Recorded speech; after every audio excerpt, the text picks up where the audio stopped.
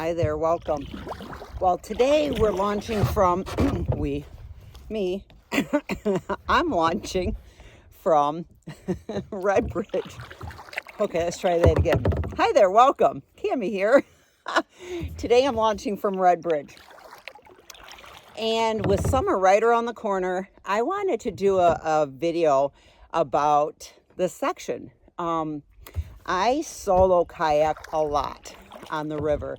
And as a solo paddler, one of the biggest challenges is kayaking from point to point, because you have to find a way back to your vehicle after you get off the river.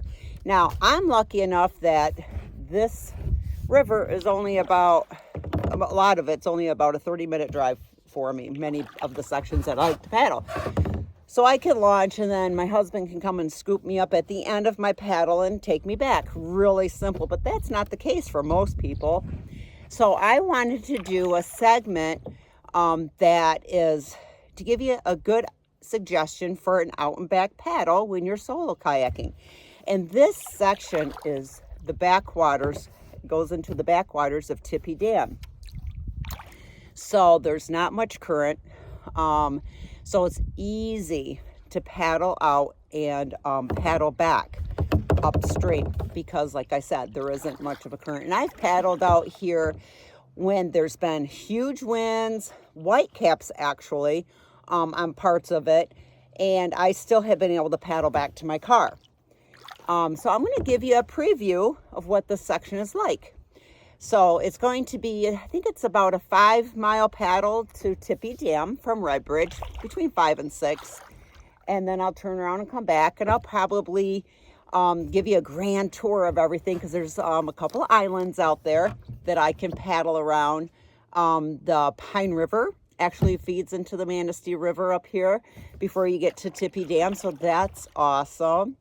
So yeah, sit back and enjoy the scenery as I take you on a little guided tour of this section of the Manistee River.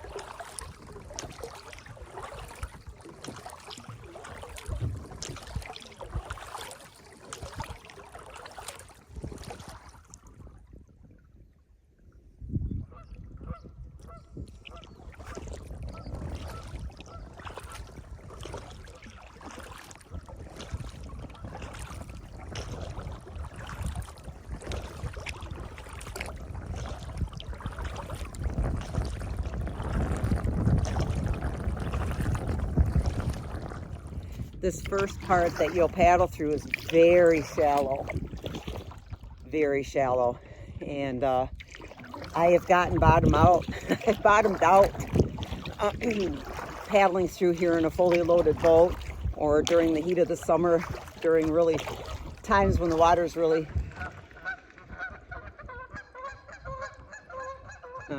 low, and I had to pull my boat. It's very wide here. It's very wide, very slow, very wide, and very shallow. So I crossed over because back there I could see that the water was a little darker over here by these reeds. So I thought I'd cross over and try and pick a line that had a little more water. The shallower the water, the harder it is to paddle. I'll turn the camera around now so you can see what I'm seeing.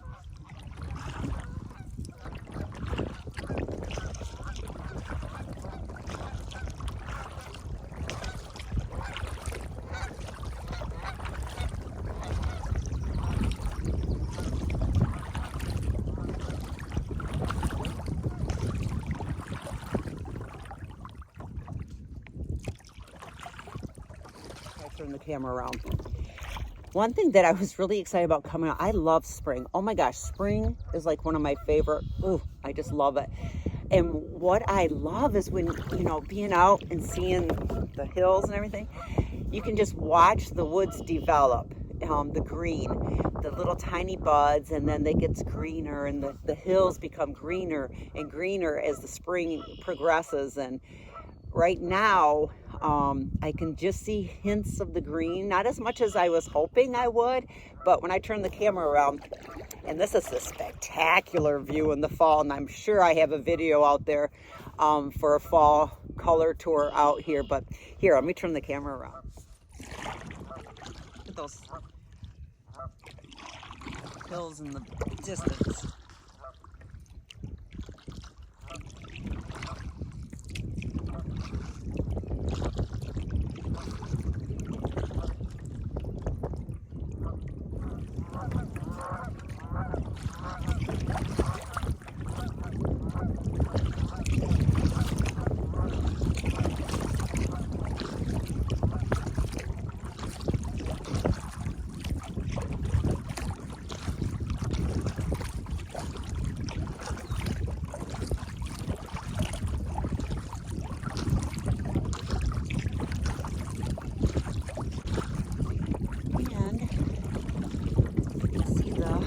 Swans? Oops, sorry.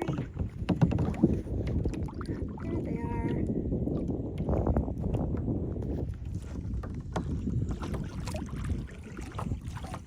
I don't get too close to them. I give them their space. Hi. It's the thing, when you're out in nature, you have to respect the animals, the wildlife that you come across. Give them their space. Don't crowd them. Oh.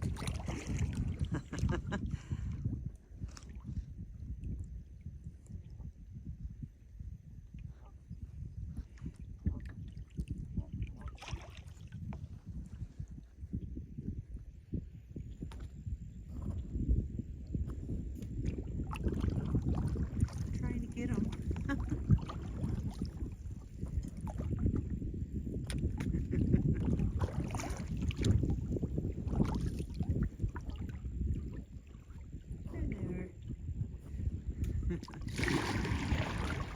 Okay, onward.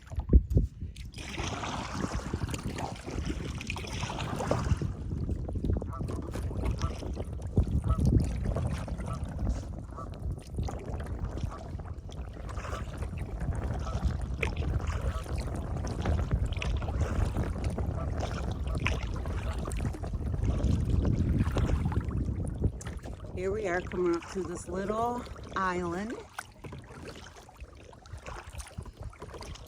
I've never gotten off out and walked up on this island. I don't know if there's a beach spot to pull your boat up to. I'm sure there is, but I'm going to turn my camera. I'll go to the left of it and I'll turn my camera so you can see the island while I'm paddling past.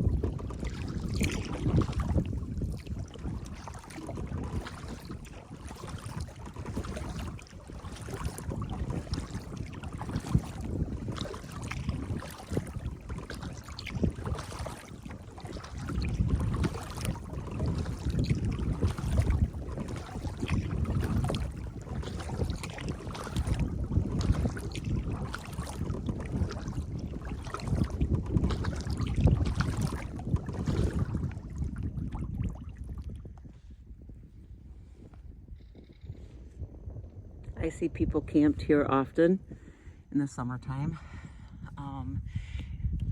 Because it's the backwaters, you can bring your fishing boat in here. So a lot of times you'll have people that can haul a lot of stuff and come and camp, disperse camp in the woods along the river. And that's one spot that I've seen people camped at. Lots of times it's a great looking spot. I can see why.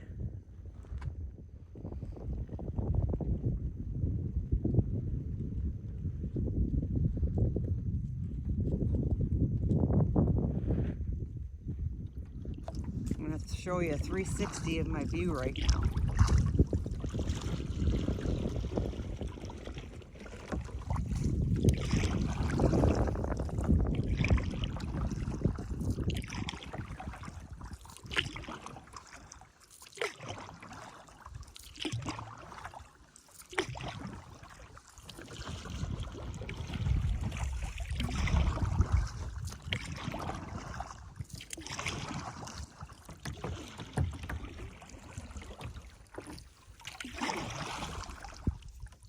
Pretty amazing, isn't it?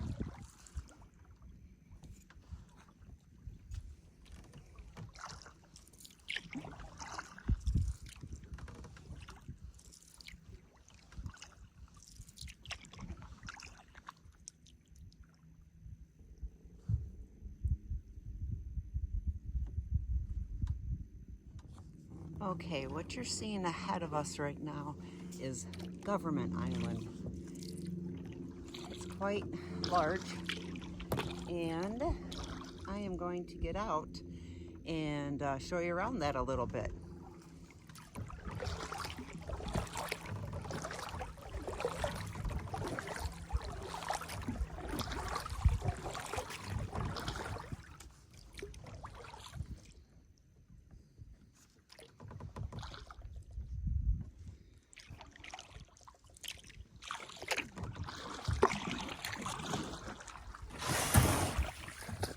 Okay, we just beached on Government Island, and I'm going to show you around a little bit. You could camp here if you wanted to, but as you can see, it would not be an easy task to get all your stuff up from your kayak. You have to climb all the way up a sand dune.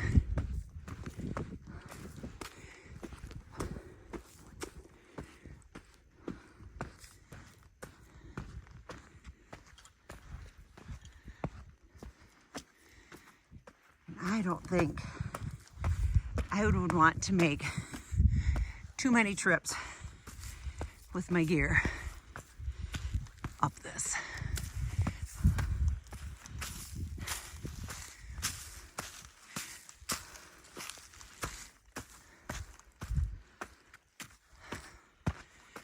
Almost there.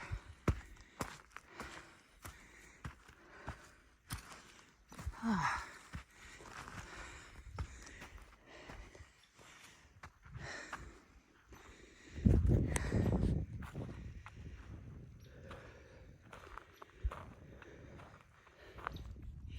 It's great views, and the island's really long, and I'm going to paddle around the backside of it to give you an idea what it looks like.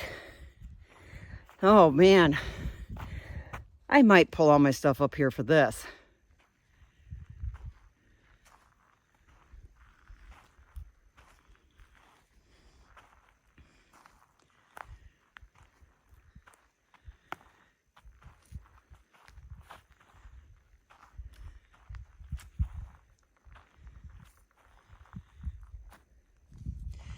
The views, oh my gosh, I think would be worth the work. Absolutely beautiful. Okay, I'm about 3 miles from Red Bridge, and right across from Government Landing is this campground called Government Island. The campground is called Government Landing. As you can see, there's a little launch right there.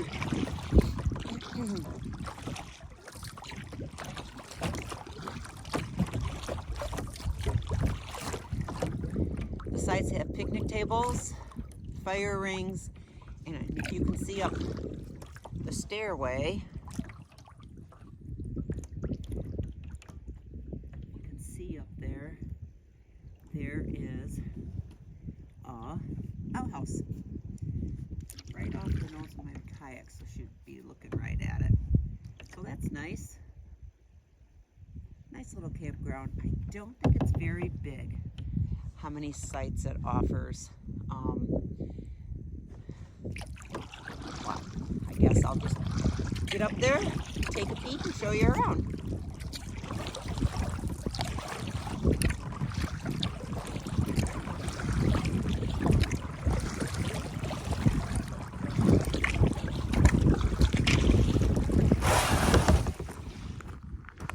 Look at this. An empty picnic table in the sunshine.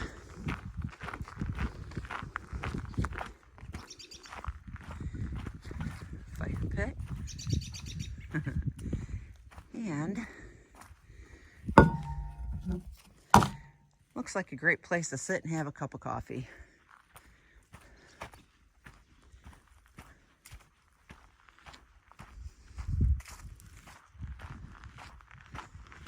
Another campsite down there. That's campsite number 28. And here we go up into, might as well check it out while we're here, right? You never know what you're gonna find.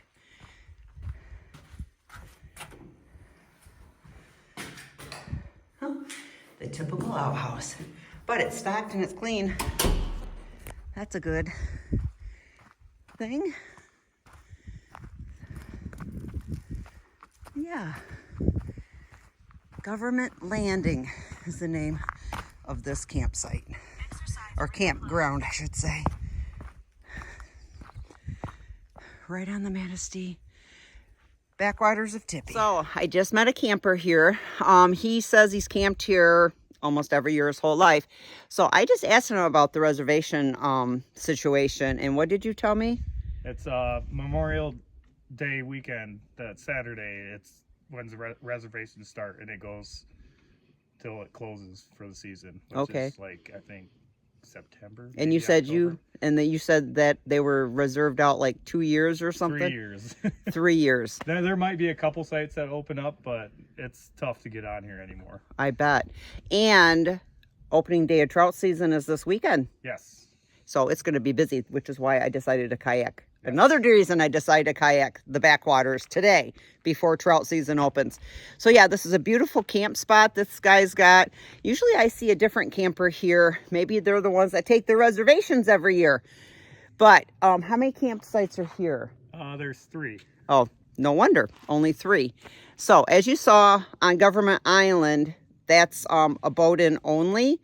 And I think you saw number 30 at the top of the bluff. And if I go around the backside, which I will when I leave here, I know there's more designated camp spots. So hopefully I can pick that up on video for you. But yeah, this dude's all like set up. Look at his fishing rods. Gonna stay through the rain. Yes, it's supposed to rain all weekend. Yeah. Hopefully your camper's waterproof. Well, I got a big enough tarp. That's the first year I've had camper. So. Okay. So look at this view this guy's got. I could live here all summer. No lie. Porta-john, instant bath. I mean, what else would you need, right? Access road in case you run out of beer. That's about the only thing.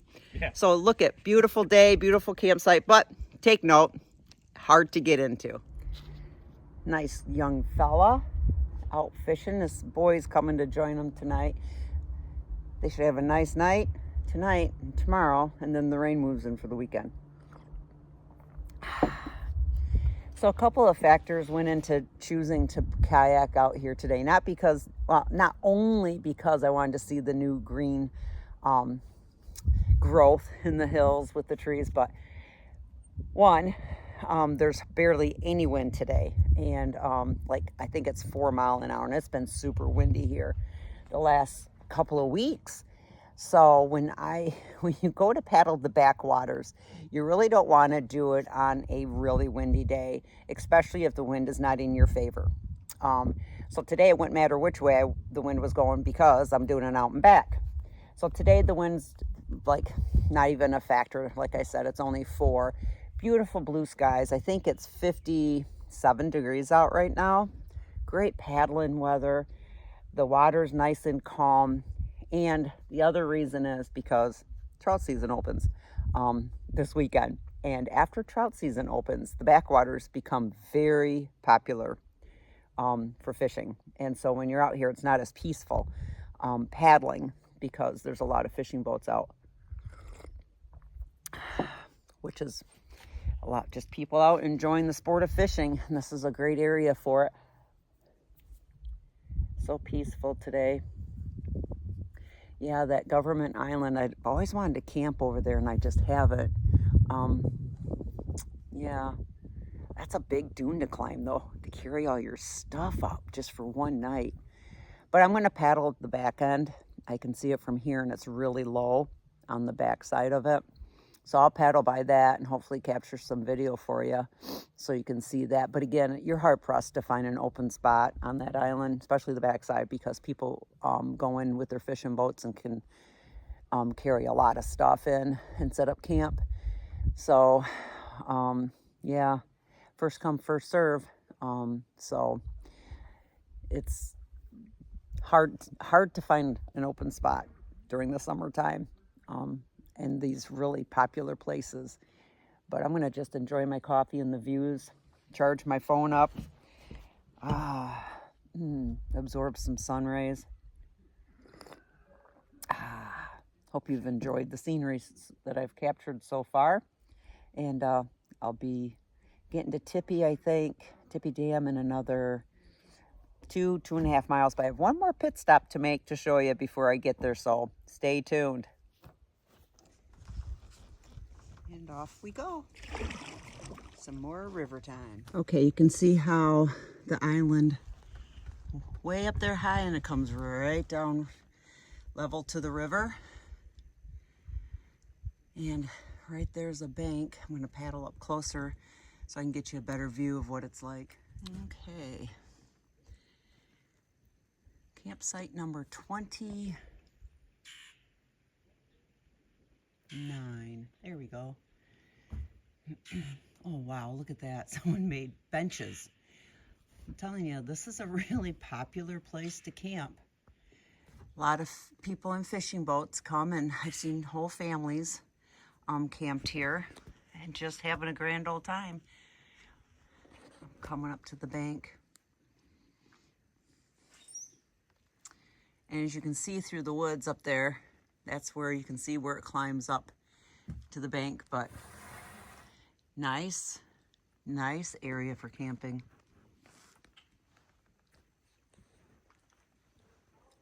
Government Island. More views of the island on the backside.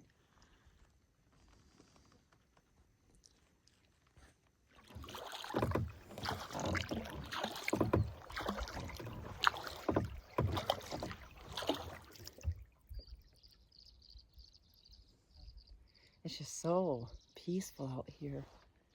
Gosh, I'm so glad I did this today. I almost didn't. Oh, I was vacillating between paddling and biking or hiking. But I chose the correct thing to do today is come out here and paddle the backwaters. Couldn't ask for better conditions. Just lovely. Thanks for watching. Let's keep going.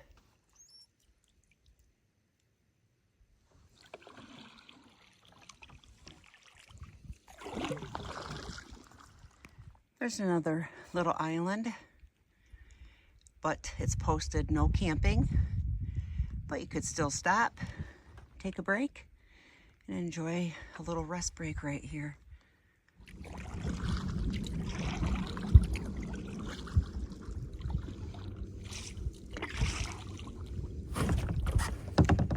So this little peninsula was the first place I ever kayak camped at, is right here on this little peninsula.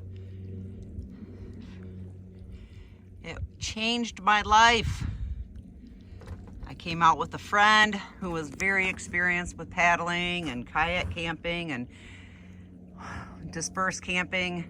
This was like 4 or 5 years ago. Never had dispersed camp before in my life. And we came out here and pitched our tents and enjoyed a very wonderful night camping on the river.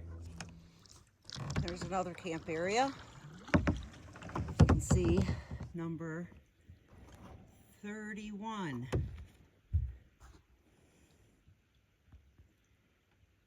Nice flat, looks like easy in, easy out. Awesome tree.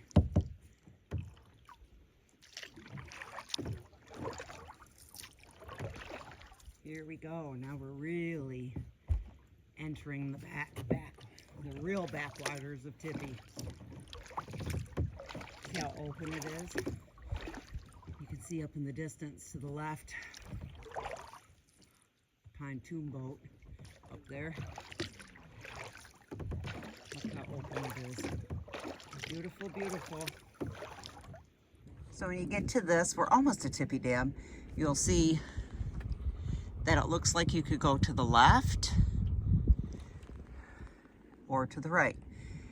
If you want to venture down there, that's where the Pine River dumps into the Manistee, and then you have to paddle back out. And then you want to stay to the right to get to Tippy Dam.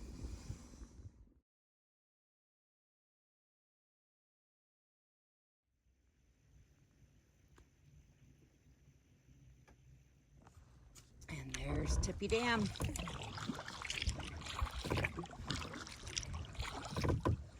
And our portage. And I will show you that when we get up there.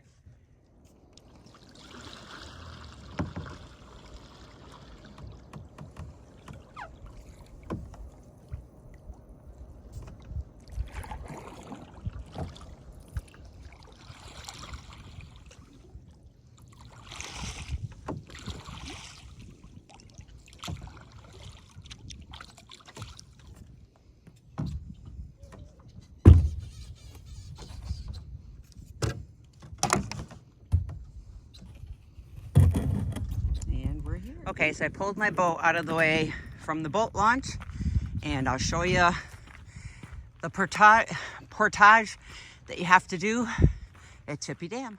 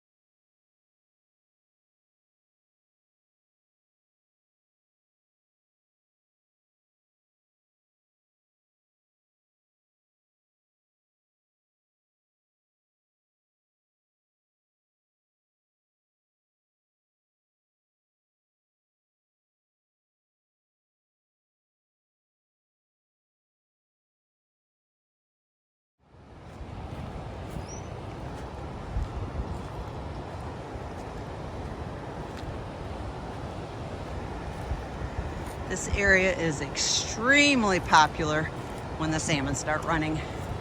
So if you kayak during that time, be prepared to fight for space in the river.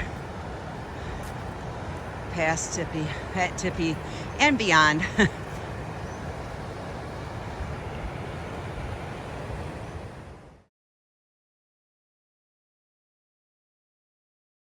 So that portage was no joke, was it?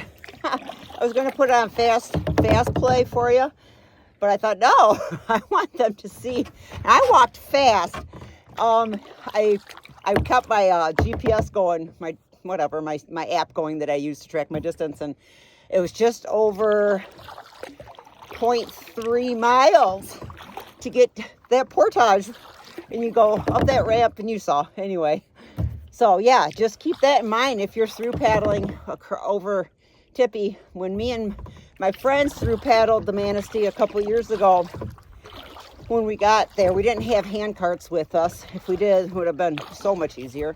So what we did is took all our gear out of the kayaks, walked them down to the launch, walked all the way back up, and then grabbed the boat and carried the boat down.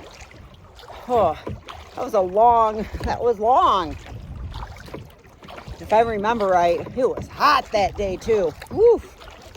But yeah, that's the portage at Tippy Dam. So here we go, back to Red Bridge. Woo. I mean business now, because I've been out here a lot longer than I anticipated. And it's 4:30 in the afternoon. 4:30. And I have at least 2 hours to get back to Red Bridge. So just got to put my arms in motion, constant paddling. That's the thing, if you come out here, it's not a floaty section, that's for sure. Prepare to paddle. But you know, if the conditions are right, like today, no wind, it's really super doable to come out here and do this out and back paddle by yourself. And boy, as you saw, lots of places to stop and explore, stretch your legs, take a pee break, snack break, coffee break, and just enjoy the scenery and just the beauty. And today, peacefulness for me, because fishing season hasn't started yet. So we saw some fly fishermen at Tippy. And that's the other thing. If you put in at Tippy during the salmon run, be prepared to fight for water. That is no joke down there during that time. Wow. I mean, you're maneuvering around fly fisher people for a long time. And yeah, it almost takes the joy out of it. But the river has its own unique, I tell you, it's like a new river once you get past Tippy. I don't know, it's faster. The water's way clearer. It just seems more wild. So I really enjoy paddling past Tippy, downstream from Tippy, but I mean, you just have to be prepared.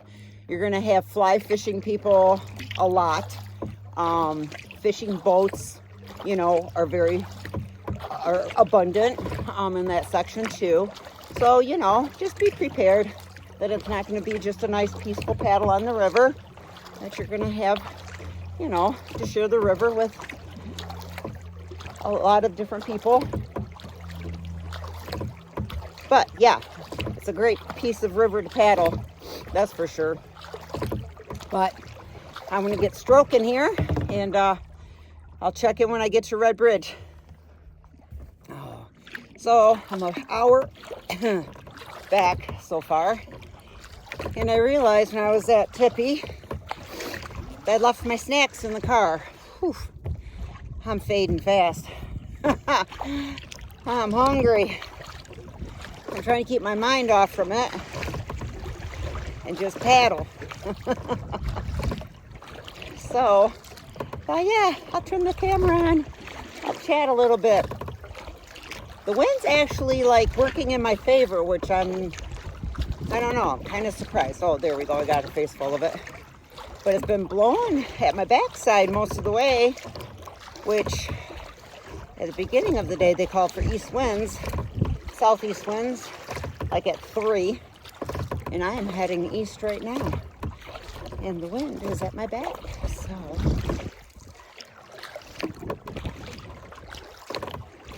I'm not complaining. I'll take any tailwind. But yeah, I only have, a couple more miles. I'm getting to the shallow part right now, the reeds that I showed you in the beginning. So what I've been doing is following my map that shows the river contour and all that stuff, and how I came out, and I am cutting everything as short as I can, finding the direct straight route instead of meandering like I usually do, because this girl is hungry. It's 5, yeah, it's past my dinner time. It's going on almost 6 o'clock. But it's been lovely. I can't believe I forgot my snacks. Always something, it seems like. Anyway, almost there.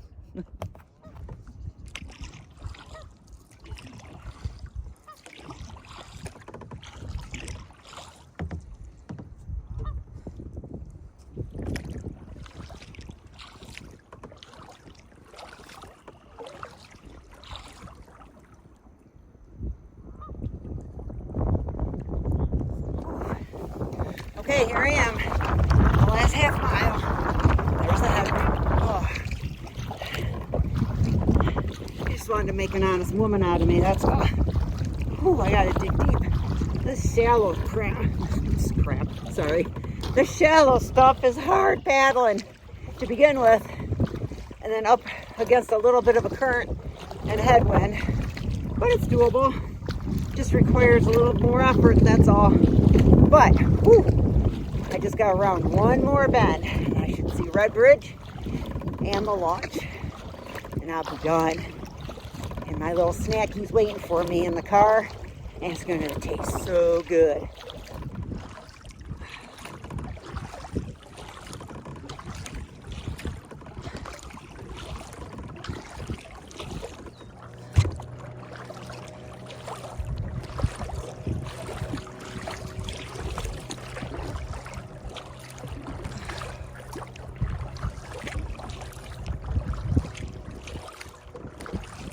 There's Red Bridge.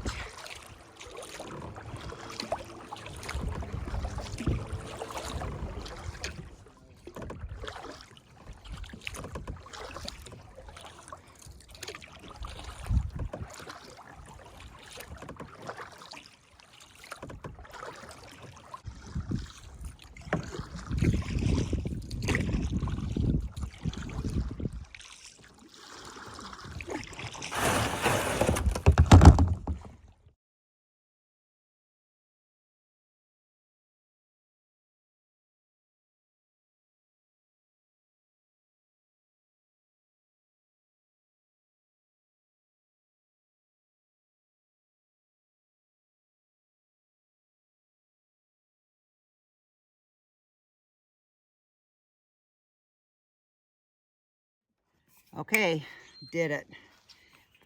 The length was 12 3/4 miles, and paddle time was 4 hours and 15 minutes, I think my Strava said. Whew. And because it was in the backwaters, it was 4 hours and 15 minutes of almost constant paddling, and I can tell. But I want to do some housekeeping notes before I close up. Every time you paddle on a river or a lake, you really need to wash your boat right after you get done. And so I'm going to take my boat home, and what I use, I had a discussion with a DNR officer one time at the river about cleaning my boat, and I always clean my boat anyway. But after listening to everything that's transported, even on kayaks, I'm really diligent about it. And he recommends using Dawn dish soap and using high pressure water.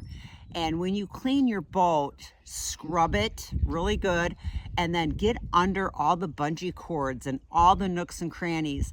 When I've used a power washer, not power washer, but my hose on high pressure, the stuff that comes out from underneath my bungee cords, you know, so just, I really dig in, and I'm really diligent and about cleaning my boat after every kayak.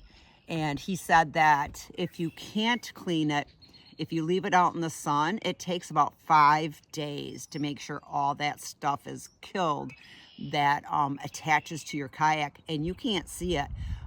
He gave me quite a nice lesson about everything that gets attached to our kayaks. So I even scrub my paddle. I scrub my kayak top, bottom, all my bungee, everything, my hatches, my cockpit, and I even scrub my paddle. So just really be aware of that, to be respectful of our water lands and our nature. And the other thing is that, you know, dispersed camping is fun and all that stuff, but please practice leave no trace. And I know I shouldn't even have to say it to outdoor lovers, but I'm always just amazed and literally disgusted.